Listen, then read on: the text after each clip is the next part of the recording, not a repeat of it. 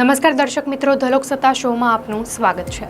આતંકવાદ ફક્ત લોકોને જ મારતો નથી, પરંતુ આતંકવાદનો એક પ્રકાર પણ છે જેમાં પાકને પણ મારી નાખવામાં આવે છે।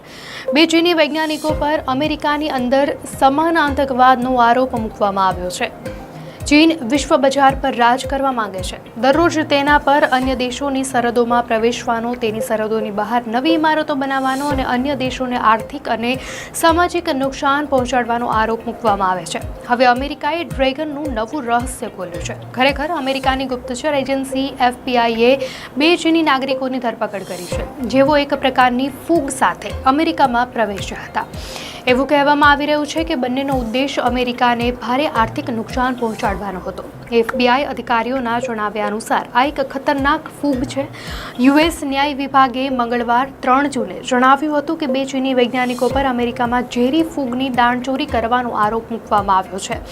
બંને એક દંપતી છે અને તેઓએ એક અમેરિકન યુનિવર્સિટીમાં તે ઝેરી ફૂગ પર સંશોધન કરવાની યોજના બનાવી હતી। US અધિકારીઓના મતે ફ્યુઝેરિયમ ગ્રામિનેરમ નામની આ ફૂગ ઘઉં, જવ, મકાઈ અને ચોખામાં જીવલેણ રોગ પેદા કરી શકે છે।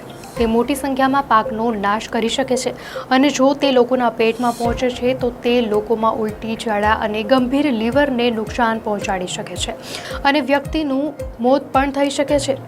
મિશિગનના પૂર્વીય જિલ્લા માટે US એટર્નીની ઓફિસે એક નિવેદનમાં જણાવ્યું હતું કે 33 વર્ષીય યુન કિંગ જિયાન અને 34 વર્ષીય જુનયોંગ લી ઉપર કાવતરું, દાણચોરી, ખોટા નિવેદનો અને વિઝા છેતરપિંડીનો આરોપ મૂકવામાં આવ્યો છે।